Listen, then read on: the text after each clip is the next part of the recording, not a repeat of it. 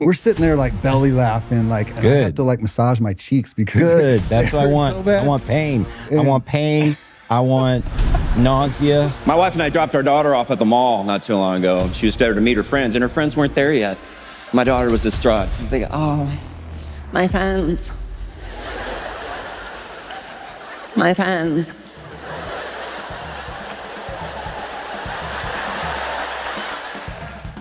And to be able to do it in a way that's clean and family and wholesome, man, like, it's so. Like, I get all my cussing done by noon. So I'm like a good Christian. I cuss inside. I think the thought, I just sit on the pot. Sit on the pot. Yeah, she thought that was the cure-all for everything. Yeah. You need to sit on the pot. I had broke my leg. No, you need to sit on the pot. Like, all right, I'll give it a go. And then You're gonna have loves it. Be seen, be heard. Radiance Videography Podcast. Hey, what's up, guys? Welcome to another podcast with Radiance Videography. This is probably one of the most exciting podcasts I've probably had for my entire life. I'm really excited. We've got our guest, Tim Hawkins. I would consider him as the king of comedy, and not just trying to hype you up there, Tim.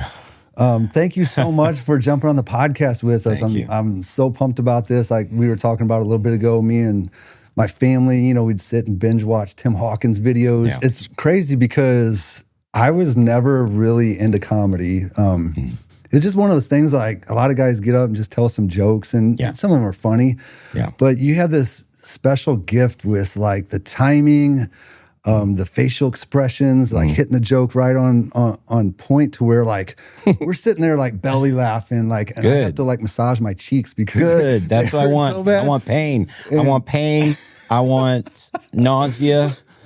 And because really when it's very healthy. It's after you laugh. Oh my God. It's like that. Like after you cry. Yeah. After you have a good cry, it's kind of like after you laugh, you just feel like, okay, that was good. I don't know what that was, but that was good. And to be able to do it in a way that's clean and family and wholesome, man, like, it's so. Like, I get all my cussing done by noon. So I'm like a good Christian. I cuss inside. I think the thought, being a clean comedian or whatever you call it, I just think it's important to be funny. Yeah. And I learned early on that the truth and just being relatable got bigger laughs instead of me trying to come up with a witty joke or something, which that's all. Yeah, there's a place for that. Absolutely. And I think that's what you're saying when you watch other comedians who are very good joke tellers, but you get to the point where like, they're just kind of, I don't feel like I know them. I don't really feel connected to this person. It feels like you kind of always have some life experiences that you're throwing in there, like make it relatable. Yeah. I started talking about my mom or something. Yeah. I'm like, that wasn't really a joke. I was just saying this is what she said and what she did. But that got bigger laughs. And your girl voice is always like just cracks me up. Yeah. Well, I would do my mom's voice. Yeah, that one. And that's, I think a lot of people, they can just relate. Sit on the pot, Tim. Just sit on the pot. Sit on the pot. Yeah, she thought that was the cure-all for everything. Yeah. You need to sit on the pot. Like I broke my leg. No, you need to sit on the pot. Like, all right, I'll give it a go. And then she loves it. See, that's the deal. I mean, that's when I was a kid. I grew up in a family that was very self-aware and fun and funny and real. We weren't perfect, and we weren't. I don't know. We don't have nothing special about us. It's just we just really enjoyed one another's company, and that was my. One of my goals as a kid was to make my dad laugh so hard he'd have to pull the car over like that. Yeah. And he did it a couple times. He had to like stop and pull it over. And this is not, anything, just stupidity and doing voices and I wanted to ask about that because I was curious if this has always been a thing for you or how you kind of got in. Well, being the way I look, being a ginger, it's like you can't really rely on your looks. You got to find other ways to get noticed. And I'm just being honest with you. I mean, we all comedians want to be recognized, but usually the funnier ones are the ones that just don't have a lot aesthetically bring to the table. Yeah. You have to bring something else. And I'm also a very shy, pretty shy person, I guess. So it was always that was kind of my I don't want to say weapon, just my tool to kind of kind of join in. It's got to be some sort of gift that you have, though, because, like, man, I try to tell a joke and it just, I mean, it just is so bad. I don't even try. Well, and that's what I tell people that want to do comedy. It's like, well, how do you make your friends laugh, right? That's how you should do it on stage. Why would you want to be somebody else? And it seems like that's pretty simple concept, but any new comedian, you're basically going to do comedy like your heroes. And that's totally understandable. That's just because they know what you're using their voice until it becomes your voice. And then, like, I was a big Brian Regan fan. He was a guy that went to see him at a club. He worked clean, and he was the funniest guy I'd ever seen. And it kind of it opened the door to say, okay, you can be that funny in that style. And working clean is also it's a great challenge, because can you talk about certain topics? Can you talk about, that's almost I don't know if you want to call it stigma, but it's almost like we have to be raunchy to be a comedian. That's what people expect. Yeah. It's like, man, like I just feel like gross after coming out. Like, I only went to one comedian show, and it was, I think the guy and the cops, the old cops, I can't remember what it was. Was it Michael Winslow? He had a weird name.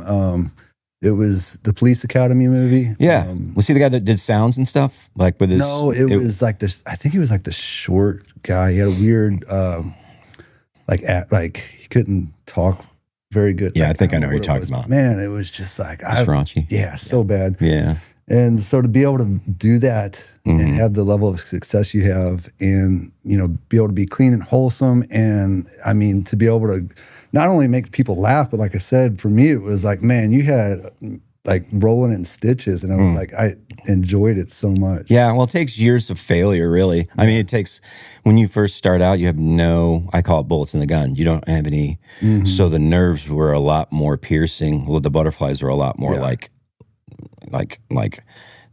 to make it physically sick. I can imagine. Because you don't know how it's going to work. And it gets to a point where I still get kind of, worked up, but I know that I have at least material that's worked.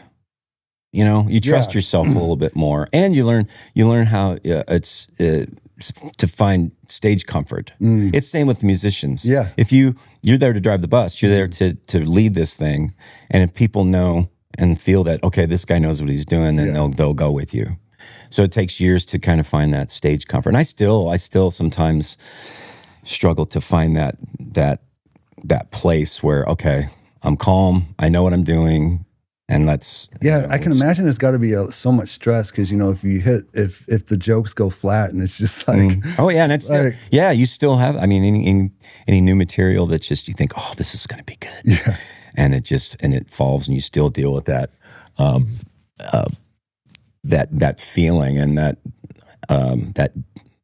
like they're bombing, or you're not doing well. And it's once in a while it happens. It happens where it's just not going well tonight. It's for some reason the flow is not the same. I think that's just about with everything. Yeah, but that also tells you that as a comedian, you don't want to kind of rely on the old things. You want to come up with what's fresh in your mind. With new material a lot? I've always wondered that. It is hard, but you become more efficient at it. When I first started doing notebooks, I'd write just whatever thoughts that I had, and 99% of it was not usable. Yeah. But now when I write, more of it is like, if we're talking, I get my material not from sitting down and trying to write funny.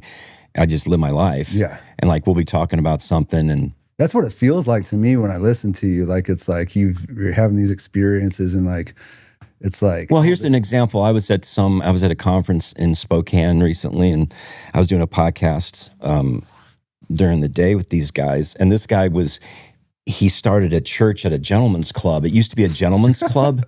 And I said something about, something about see you at the pole. and it's... that's a church now. It's a see at the pole means a totally different thing. Yeah. So it's like, okay, that works. Yeah. And I do it in shows now, and it works. Oh so that's it. Really, when something happens like that and you talk about something and you're laughing about it, you already know that it's funny. It's just a matter of just forming, crafting it into the way you want to put That's it. amazing.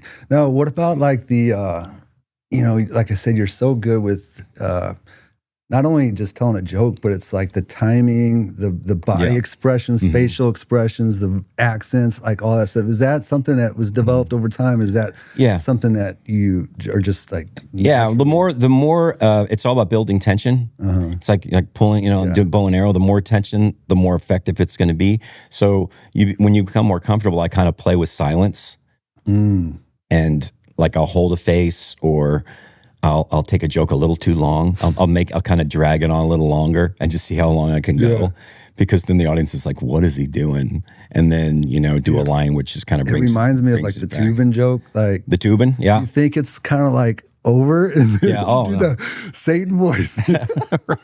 Oh my gosh, I was just rolling. Yeah, I tell comics too. Like I have my comic buddies. We help each other with. Yeah. And I remember telling this one guy at one point, I was like, don't talk over the laughs, because he'd tell a joke and then they'd be laughing, but he'd go on to the next one. I'm like, hold it, man. Yeah. I mean, hold that. I mean, Michael Jackson used to call it sizzle. Hold the sizzle. He would just hold a pose. Hey, do the, and he'd hold it. He was like, hold it, hold it. wait for the crowd. Wait.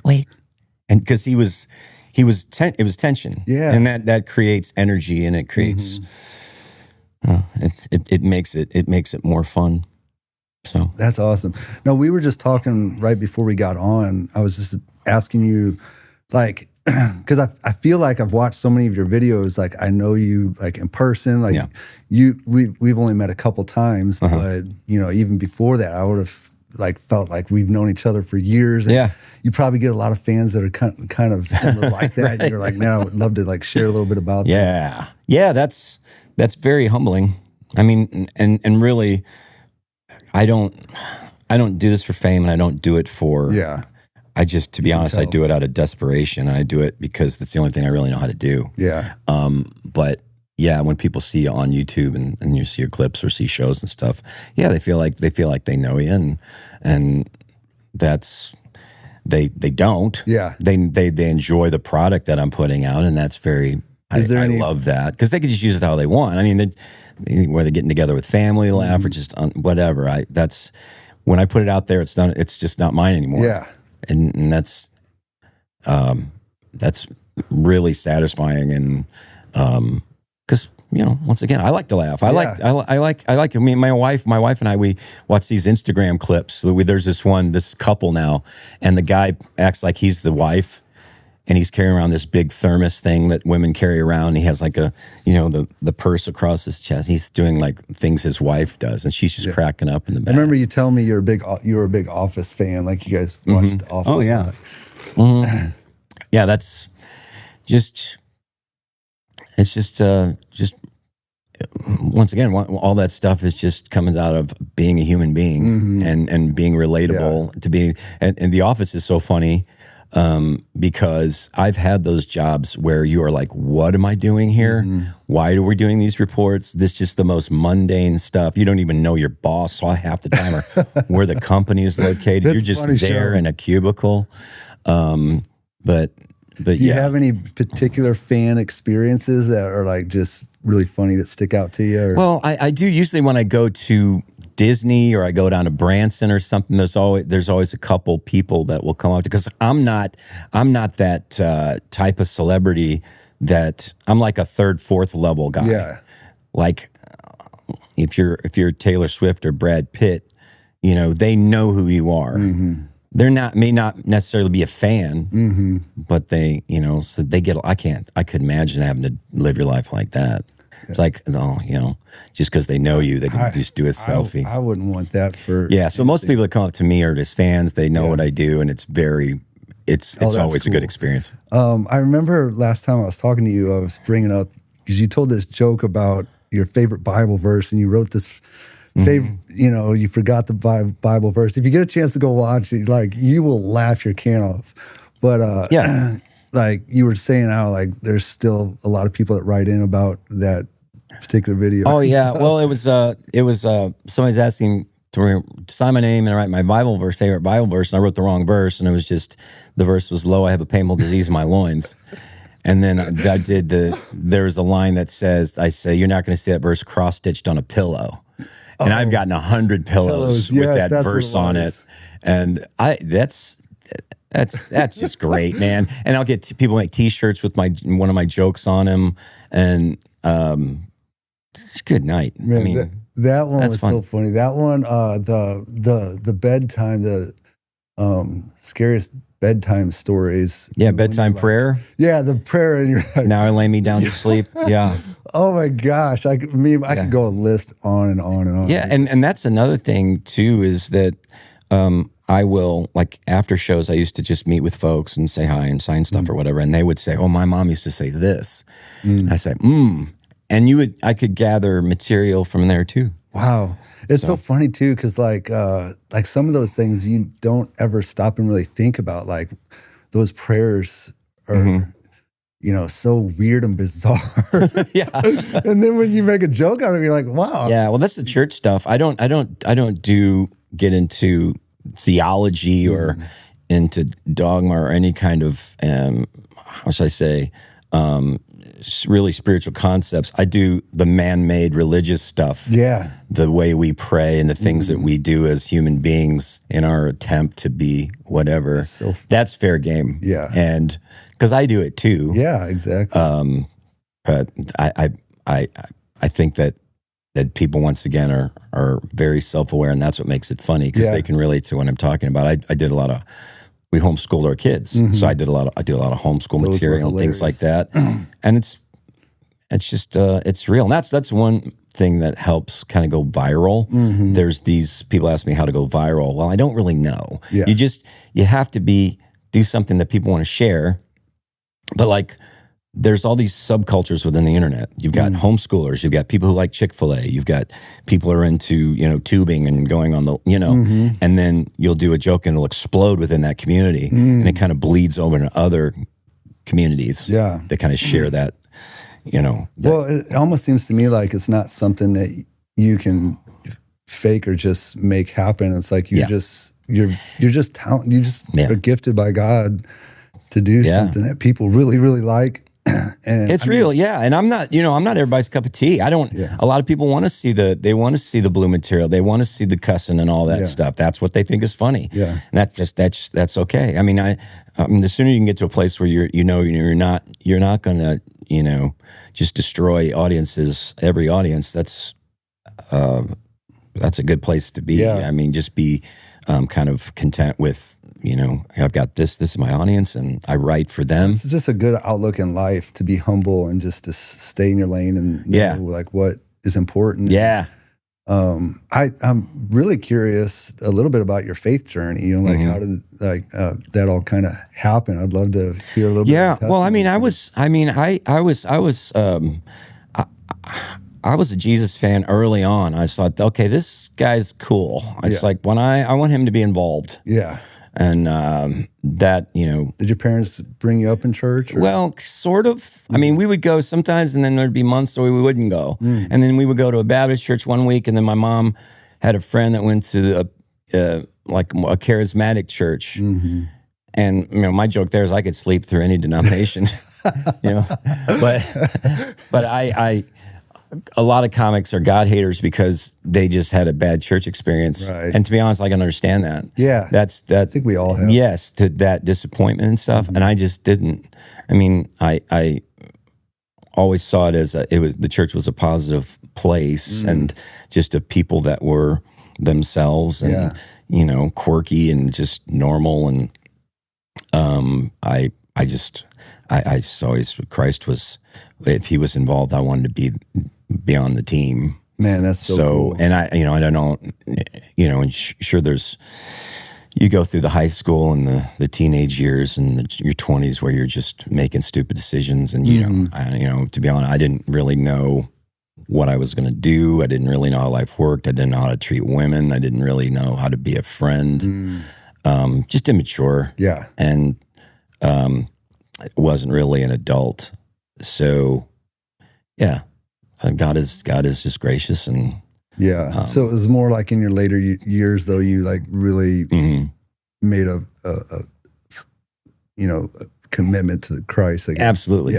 Yeah. And I don't, and in my comedy, I don't shy away from that. I mean, people call me a Christian comedian. I'm a Christian who does comedy. Right. And I think I think that I'm going to be honest with you. I think that Christian music, Christian comedy, Christian entertainment, I think it's a mistake. Yeah. I think that you should just make good work as a believer. Yeah, it's kind of like, I think you even joked about that, like Christian plumber, there's no Christian plumber. Just fix my pipes. Just fix my pipes. I just wanted to go down. And then you can have influence after, right. Yeah. And then you can have influence, and people may hear what you want to have to say. They may not.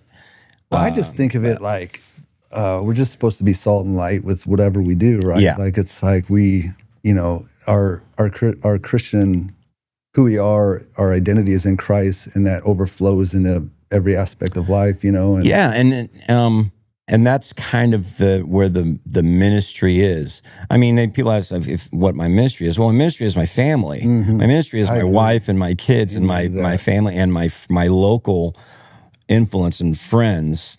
That's what my main one, I believe, is. And if other people, because I didn't start out thinking. I think comedy ministers. I think when I minister, but it's not set up as a ministry. It's a business. I sell tickets. We sell merchandise. That's. I'm 100% agreement on that too, because I was reading this book, and it was talking about Jonathan Edwards. He was a preacher in the Great Awakening, and he was the book is a leadership book talking about how much influence he had and how his kids became like prominent influencers and how much of a ripple effect that happened. And I think about a lot of times as Christians, we look for, these big events and speak to thousands of people and stuff like that, but they're missing a lot of times the ministry at home. Yeah. And it's like, man, I think about what could happen if all of us took that approach of our family being our ministry, and the ripple effect from discipling them, and what, how much it can really impact our world in such a better way than, Right. And you don't get burnt out. I mean, I dealt with that. And before the pandemic hit, I've been doing it for 17, 18 years. And it got to the point where my family was just getting the scraps. Yeah. Because it's any business that you build, you're grinding, man. Yeah. And you find something, you find a lane, this is my lane, and you just start digging, and you just start doing the best you can, and then knowing that, and you're building a business, and you have employees or whatever it is, you're dealing with clients and all that, and you take it home with you, and you're just thinking about it, and your family's over here, and they get whatever's left over, and that's, that's part of it. Yeah. And I've heard so many stories like that. And if you can the sooner you can get to a point where, okay, when I'm home, I'm home. Yeah. And when I'm working, I'm working. Okay. And I finally got to a place where, okay, realizing that's what I needed to do. Not that I was there, but now I feel like, and I think that's what makes you a professional. Yeah, is that when it's time to work, you're working, and when you're done, you can just let it off. You can just shut it off. And that's interesting. Delegate and all that stuff. I wanted to ask, like, when you brought the work thing up, because I'm a young entrepreneur myself. I started this business with video production like 2019, and I am always curious to hear perspectives from an entrepreneur's standpoint of things you might learn. One of the guys that I follow on YouTube had a very successful video company, and he's like, man, I grinded it for like 10. I had these goals to become a millionaire in like 10 years, and he's like, I did it, but everything else in my life suffered. And he's like, man, when I look back and think about it, I could have been a little bit better at having a little bit more balance there. I still got lots of years of healthy life to be able to, work. And he's like, I don't know, why I had to have it, this amount of time. Yeah. So what do we know? Because there's too many variables that come into having any kind of success. Yeah. And you can have talent, and that's definitely, but there's so many other things involved, like the team around you. Yeah. And their abilities to free you up to do what you do and make more of your time productive. where you're not just extraneous things that you're having to deal with that takes away from that. But yeah. Yeah, because I mean, like for me, it's almost like this tug of war in my mind because I try to think about it like similar to like fitness because it was always like fitness was always a big thing. Mm-hmm. But I got to a point where I realized I read this really good book on called The Slight Edge. It's about building habits in your life and how the habits compound over time. Yeah. And, you know, like sometimes fanaticism can, like what you said, you're so extreme over here that all these other things suffer and how to like create habits but others will, you know, really say like, hey, you gotta do this, this, and this if you really want to be successful. And for me, like with fitness, it was just like, hey, building habits and being good at, you know, doing those habits and making that part of my lifestyle was really effective in that area. Yeah. And I think I think it's very similar just to life in general, like in a lot of areas. Yeah, it's being intentional, and I'm doing this. You know, with I've always been, because I played baseball my whole life. I played at Mizzou. I didn't know that. And that was kind of my track until it wasn't anymore. What position? I was a right fielder. Okay, and that's what I thought. That's what I was going to pursue, and then one day I was like, you know what, I'm done. Really? I want a girlfriend and I want friends. I don't want to hang around a bunch of idiot baseball players. You know, it's but I like with when you set up, like you're talking about habits, I think consistency. Yeah. With health, just doing something every day. It doesn't have to be super crazy. I mean, you get to I agree. You know, my age in my 50s, and I don't need to be all, you know, jacked up. But I would like to be able to, you know, pick something off the floor without getting winded, or tie my shoes without passing out. Same. I mean, like with social media, my wife and I, we put limits on each other's phones. Like you can only watch so much and you're done. And so I think that, so now if I want to watch social media, it's like, well, do I want to watch now? Yeah. Or because is this just, or just maybe do it later where I'm just chilling out? I might want to watch a little bit. And then with eating and nutrition and things like that, we've done it all. I mean, the high carb diet, low carb diet, and ketos and intermittent fasting and all this. And you know what? When I have breakfast, I want a waffle. Yeah. I just want a waffle. Okay, that's what I want. I want to eat because that's sustainable to me. So I just got this fitness tracker, and I just count my calories. Oh, that's so it's cool, man. And it's because I'm a snacker. I'm a grazer. Yeah. I'll go into the pantry, and I'm just looking, all right, just grabbing this and eating, grabbing this bar and grabbing that cookie and bag of chips. I always find it funny when you incorporate some of this stuff in your. Oh yeah, well, that everybody's goes like intermittent fasting. It's like. I just say you just find a window during the day where you want to be happy. Wow, how long do I want to be happy during the day when I'm eating? But I use this counting calories thing, and it seems simple, and people talk about it all the time. You're like, it works. Yeah. Because then when I go and do I want to eat this cookie now or no? It makes it more of a game a little bit. But that's kind of, it's more intentional and I always find it's consistent. Interesting too. Yeah, like different things. And it works. Different things work for different people too. You know, and like, but I love what you're saying about the habits though, because like even I would tell people that when I was, you know, training them, it's like, even if you have a bad day or you don't feel like working out, even just kind of going through the motions in that workout just kind of keeps a habit going. Oh yeah. And I feel like I've tried to apply that into business too. Like you were talking about when I'm there, and you know, working hard while I'm there, and then I'm not. Like, well, it's all about like motivation. If I've learned, this is for me, I cannot. It's always the action that makes me motivated. When I take action, I don't feel like working out. I don't feel like working on material or writing or whatever it is, or working on music. I don't necessarily feel like it, but when I start doing it, then it builds on it, and I do become more motivated because I feel like, okay.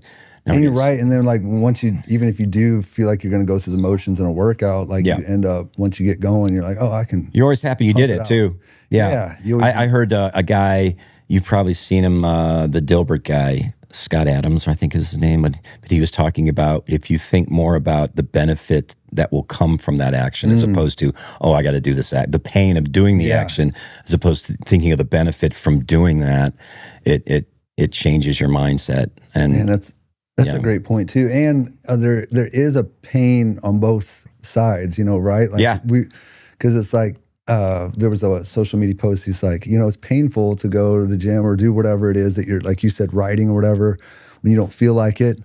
But the pain of not doing it is most of the time a lot worse. Yeah. Pick your torture. I was watching Jerry Seinfeld years ago, and I love watching his interviews because I just love the way he puts things. And he says, he's talking to Howard Stern. Howard's like, you doing the workouts? Yeah, I'm doing the thing. Yeah, I'm doing the thing and the treadmill and I'm doing all the things. And he says, his point was, you pick the torture that you can that you can live with, like you just said. Yeah, the torture of working out or the torture of not working out. You know, the torture of working out is the actual, the doing it and the sweating and all that. But okay, what if you don't? The torture of feeling brain fog and not really feeling your best of the day, and once again not having the energy for those around you and the focus and all that. That's so good. Like that's one of the big motivators for me is like as I age, like I want to still be able to play with my grandkids and throw the football around every once in a while. Right. And like, you see so many people that are our age that can't even do some of that stuff. And it's like, man, the quality of life. So the pain of that would be way worse. This is all we get. Yeah. This is what we get. Yeah. So be a good steward of what you got. Be a good steward. And and it's getting older too. Because once again, all my life I was probably burning 5,000 calories a day just living and practices and just moving and all that. Now, I haven't sprinted in 20 years. I haven't run full speed in 20 years. Yeah. That's no lie. And but I don't really want to sprint anymore. Yeah.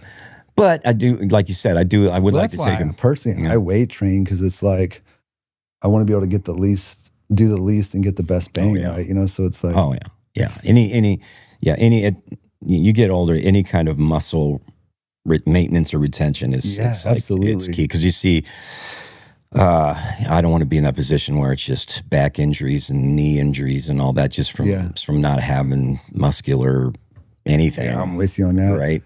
So, what's for you in the future? Like, anything new going on, or I think in the show, I'm really enjoying this. The music is something I've always loved. Like I'm working on a record. I would like to develop just more of a music heavy show and put that out there. That'd be awesome. Do that. I would like to get into film. I mean, I've talked to friends all the time, and we discuss those hand-me projects or pilots for shows and things like that. So, I've acted very little in the past, but I really enjoyed it. Yeah, I'm trying to remember because I thought I remember seeing you on. I think it was some sort of Christian movie. What did you do? You sure want to talk about that? Yeah. That was Kirk Cameron. Oh, yeah. Kirk Cameron called me one day, and he said that some guy fell through for this movie they were making, and it was called Mercy Rule, and he had me do it, and I was not. I don't think I was particularly. I was taking acting lessons for like 6 months. Oh, okay. So it kind of, this is great.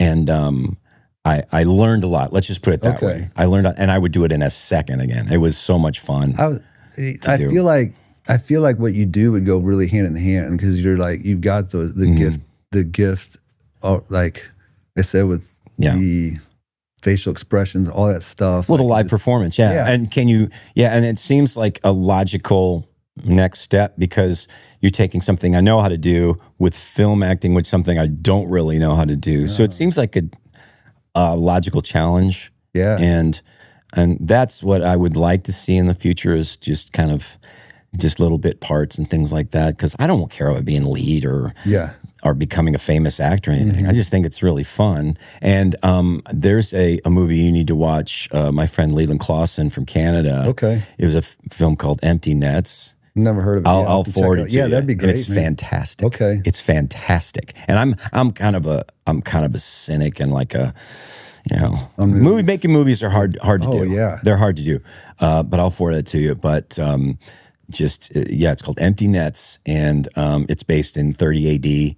And he's like this merchant in Jerusalem or whatever, but it's very funny and it's really well done. I'll just say one of the first scenes is he's a merchant and he's selling this stuff, and there's his friends with him, and his friend is like, "Isn't the Lord great? I have so much success. One of the best years of my life. Thank you, God. Thank you, Lord." And Leon looks at his character. He's like, "What are you talking like that for? What do you mean? What are you talking like that?" And he goes, and he's like, "I don't know. It just, he just." So that's kind of the setup. Oh man, I can't wait to watch it now. I'm a big movie junkie, so it is. That's one of my downfalls is I could go like binge watch. Yeah, and I think one of the problems with when I see Christian movies. Yeah. One of the deals is that it just everything has to tie into a neat little package. Yeah. That's just not life, man. But there's not as much detail. Mm-hmm. Like you're not hearing background noises. The rooms look very plain. Yeah. The same actors in every scene. A lot of the music really isn't that, that developed. Yeah. And that comes with that's why I was resources really too. Like people just don't have the resources to do all that. You need thousands of people expensive. To do. Yeah, exactly. I know what it takes just to make little highlight reels and stuff for companies. There's so much that goes into it. And the editing and all that. Yeah. And editing is a big thing too. Oh my gosh. Yeah. That's why I feel like shows like The Chosen or even that new David movie is it's just taking the bar up like so high in terms of Christian film. Yeah. And I know that there's an audience out there. Absolutely. It really is. And I'll say it, I do have an audience. I do have quite a few followers, and that's thanks to my social media guy, because that's a job of its own that I don't really understand. Is, man. That's an area I struggle with. But yeah, I think at least I would have a lot of people I think that would watch whatever I was in or whatever I can help promote it or something. Like I would love that. Yeah. It's just, I guess, do you have like producers and things that that you connected with that you'd want to be a part of? Yeah, there's some guys in LA that I met through Sundance. We went to Sundance a couple of years. We met this group. It's a Christian group, and they're all producers and in the movie industry in some aspect and writers and things like that. But like one of the guys was the guy who wrote Kim's Convenience. You know that show is the Korean is about the Korean convenience store. Guys that wrote for what was it, like Big Bang Theory and stuff like that. These are guys who are believers and stuff. Man, that's so cool. But just people that I can, you can network with. Right. And they're good producers, and they're going to put out. They do, and they get it, and they know. Okay, this is how much money it takes. This is how good it's going to be. And like my buddy Darren, who works out in California, and he's like he doesn't pull punches. Yeah. It's like if you're going to do this, you're going to have to lose some weight. You're going to get your teeth fixed. Maybe. All right, now I got some stuff to work get some hair plugs. I need to grow my hair back out because you were talking about that a little bit ago. You went through the longer hair phase. I had hair like yours. Yeah, I used to use a straight iron on it, and I did too, man. I went through that phase where everybody said I looked like that one. What was the country singer back in the '90s? That was shorter guy. He's really good on the guitar. Can't think of his name, but he had the really long hair. Yeah, I had my long hair, a little goatee, and people thought I looked like the guy from Sister Wives. And I'm like, I can't really argue with that. I thought it looked good. You have like the natural curl too. Mm-hmm. I liked it, man. Yeah, well, those days are gone. I don't know. I see some of these Hollywood dudes, and they got their hair's getting thicker every year. Like, what are they doing? Maybe I don't want to know. Yeah. I don't know. My wife, because my dad side of the family has this like balding thing on the back, so she's a hairstylist. So she's like, I got this serum so that I think it'll help keep that from happening. So we'll see. Use that serum, bro. I know. Yeah. If your wife ever hands you a serum, you take it. You use it. Well, and she's, been doing that stuff for years, so I trust her. So Yeah, so just let people who know what they're doing, just let them delegate to them. They know. That's exciting. So do you have a pretty packed schedule coming up, or is it? Well, I'm off. I mean, the greatness of what I do, I used to do 100 dates a year, and now I do about 50. Okay. And that is a real good speed for me right now, because the time I get, kind of itchy to perform, it's time to go back out. Yeah. And then I'll go out for a while, and then, I'm good. Yeah. I'm good. So I'll have a few months here in the winter. So summers and winters are pretty open. So I can do other things. Like right now, I'm just trying to catch up with a lot of the old material, like the songs and stuff that I want to get and create either tracks or put on a record. And well, hopefully you'll do a show around here pretty soon, because it's been a while since we've. I'll let you know. I would. It's always fun doing it here, and I don't know. Jason, my manager tells me, he goes, show up and be charming. Yeah. That's just it. And that's what I love about it. I don't even know where I'm going half the time. Yeah. He'll send me a list of cities. I'm like, yeah, that seems fine to me. Yeah, whatever. Yeah. Make it work. I can't wait to get to that point as a business where I've got, other people that can kind of just, hey, here's the schedule. This is what we need to do. Yeah, free you up. Yeah, that was what really helped me in the beginning, is that, well, the internet was the thing that exploded everything. That's when it exploded. But it was also having, like, my brother became my manager. So he just brilliant. He just, his business and just taking care of, he created a ticketing structure and was just so good with the business side. So I didn't have to worry about it. That's fabulous. And that meant a lot. So I went through kind of a phase where I was just writing voraciously and, just creating, and it's wild. I'll watch old YouTube clips that come up. Oh, I forgot about that joke, or I forgot. And it's fun. It's like, that was pretty good. That was pretty. Of course, I couldn't do that anymore because that's like an old reference. But yeah, that was pretty fun. And it's been a fun road. I bet, man. Well, we've enjoyed so much. I mean, there's nothing, like you said earlier, nothing better than to be able to laugh. Yeah. Do it with your family. And it's been such a blessing in our lives. So, man, I appreciate you taking some time out to spend and hear about your background. I've always kind of wondered some of these things, how. I think most of it was true. I don't think I made up anything. There's so many details. But once again, it's been a fun road. And the way I've done it wasn't the traditional style, going through clubs and doing all that. I mean, you say yes until you can say no. And I mean, meaning that any gig that came up, that was the pay. Yeah. I mean, I performed for a meal, you know what I'm saying? We'll feed you. Okay, I'll come do that. Or $50 here, $50 there. But it's the experience and of being in front of an audience that was the key for me. So it's just, I know the feeling, because I was in a band in high school, and that's kind of what we did. It was just like, man, we could play anywhere and everywhere. If there's one person, 5 people, like, it didn't matter. Got a gig, man. Yeah, we got a gig.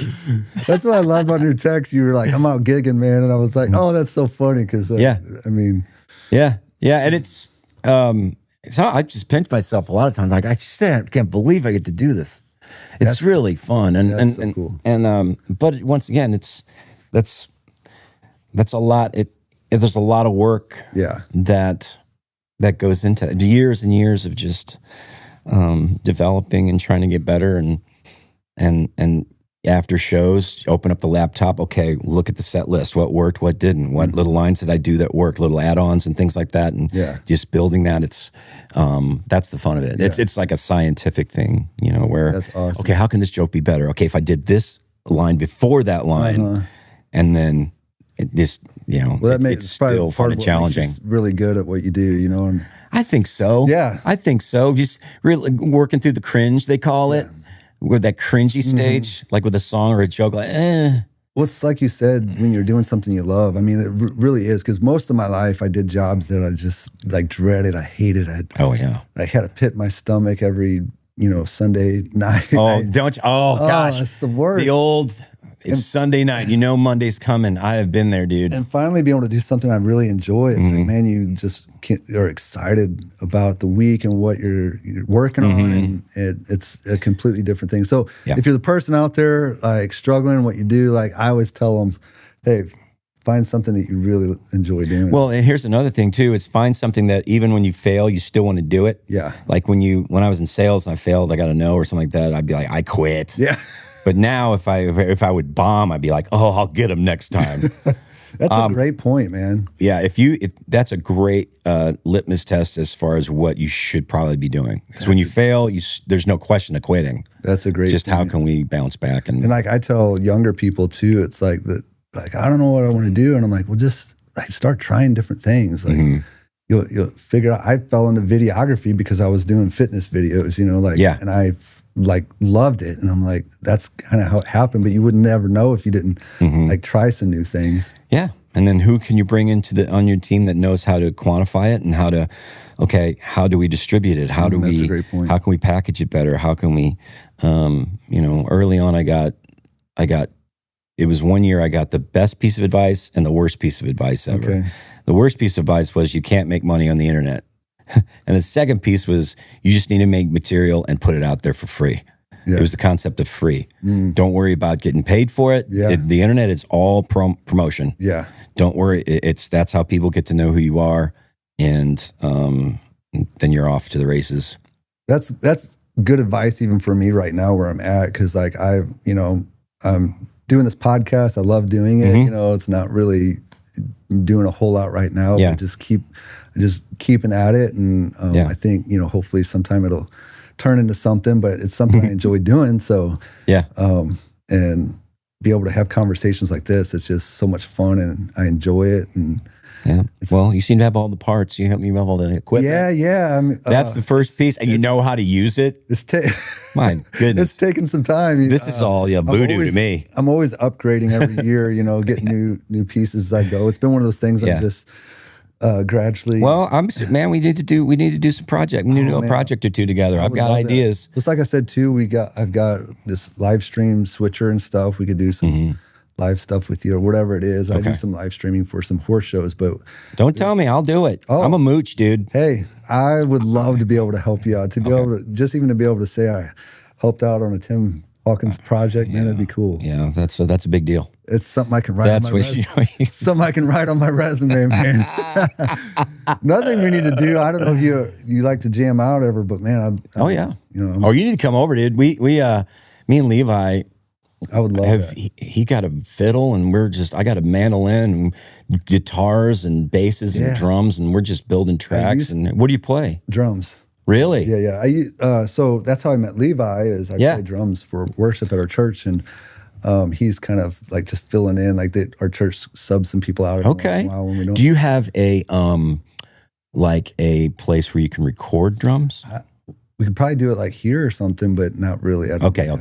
I mean, he can figure that out, but I'm just thinking that because I'm sure there's definitely I've got all these songs and song ideas that. If we need to kick it up a notch, I used to have buddies that I jammed out with all the time, and I really don't have anybody, so that'd be fun to just go at it and just have fun. Man, that would be great to have like a quarterly thing where we just get anybody that wants to come over and just jam. And, dude, and just have speaking my love language fun, now, man.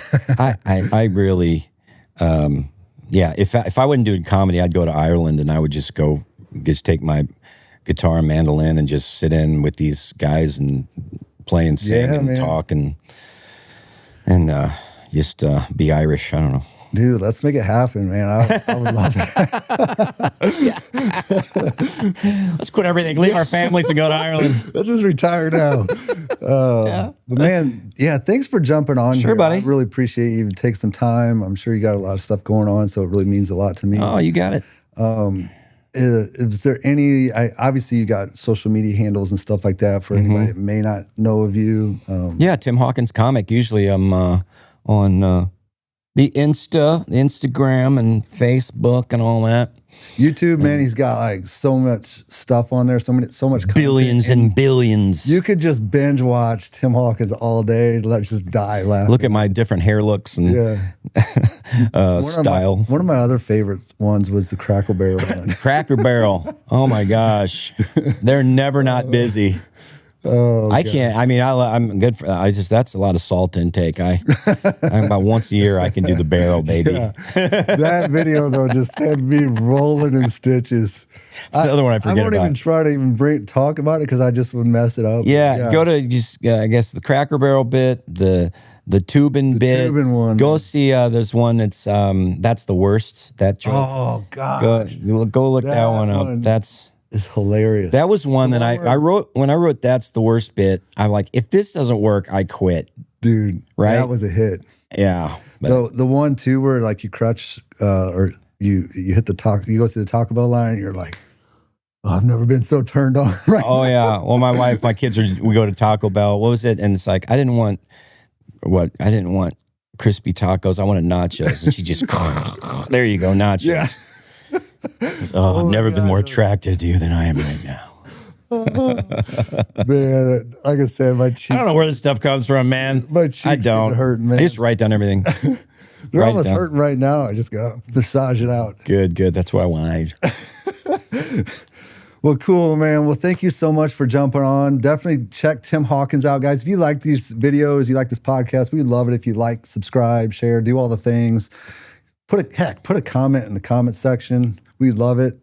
Hope you all have a great day. Thanks for watching. God bless.